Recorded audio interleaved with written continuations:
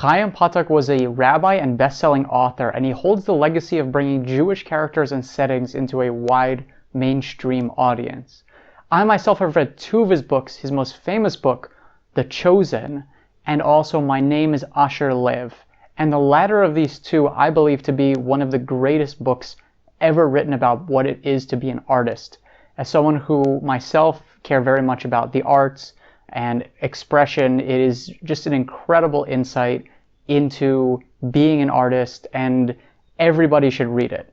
His books tended to deal with coming-of-age stories, and somehow he managed to really put his finger on the pulse of what it meant to be young and to feel a little bit alienated from the group around you. He was born Herman Harold Potok in 1929, and thanks to a huge amount of records from Galicia, which is a region of the world that I have a lot of experience researching, I was able to trace his family line, his Potok line, back a number of generations.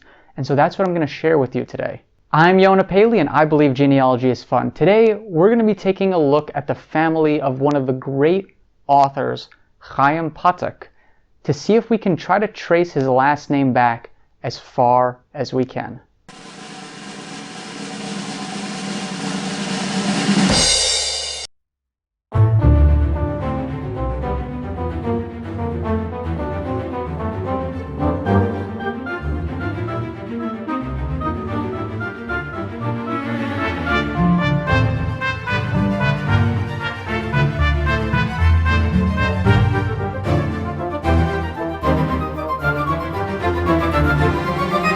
His parents were Benjamin Mendel Potok, a real estate agent, and Molly Friedman.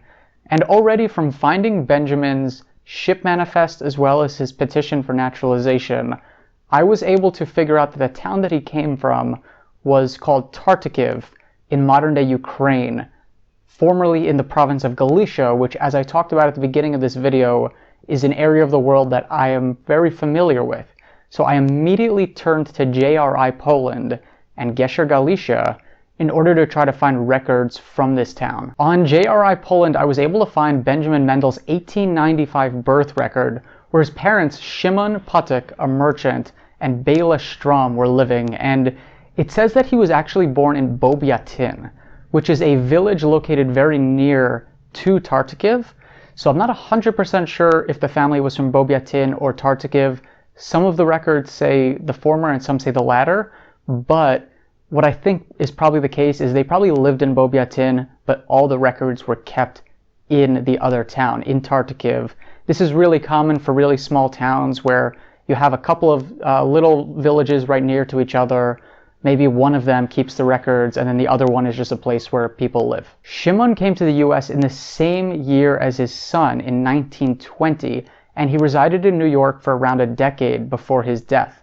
And from finding his death record along with his birth certificate in either Bobiatin or Tartikiv, I was able to find the name of his parents, which were Joel Potok and Devorah Herzl. Joel and Devorah had at least 4 other children, Golda, Bela Minsa, Sora, and Aaron. And from the fact that they were born in around the 1820s, you would think that this is where the trail runs cold. But thankfully this is not the case, because on JRI Poland, I was actually able to find Joel's death record, which lists his parents as Aaron and Maria Potok. Now, originally I had thought that Aaron Potok was the father and Maria, some other surname, was the mother. But as we're going to see, this is actually not the case, and even though I wasn't able to trace Aaron's line back any further generations, I was able to find Maria's death record, and it reveals to us a bit of a surprise. Maria's parents are listed as Shebsel and Bela Minsa Potok, so it appears that she actually was part of the Potok family, and in fact if you go on Gesher Galicia and you type in the house number listed on her death record, there are also some birth records for a different Potok who married somebody else, but who had children at that same address. So it's clear that this was definitely her last name. And I don't know for sure whether or not maybe she and Aaron were cousins, or if her last name was Potok and his was something else.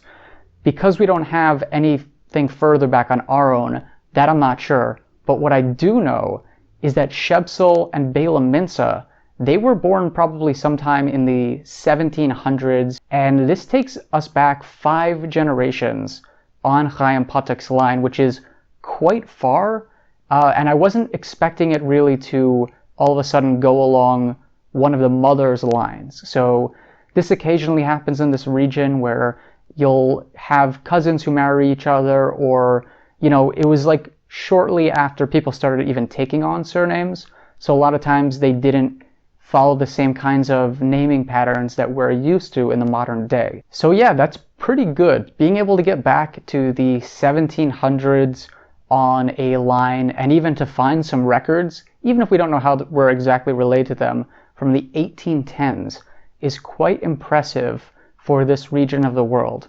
So the next time you're reading a classic book by Chaim Potok, or you are just thinking about the author, you can know that his Potok surname goes back quite a long time. And that wraps up our episode. If you liked it, please be sure to give it a thumbs up and subscribe to the YouTube channel. As always, I'm looking forward to bringing you more videos about famous Jews, as well as tips and tricks that you can use in your own genealogy research. Thank you so much for watching. Make sure to subscribe, and we'll get you next time.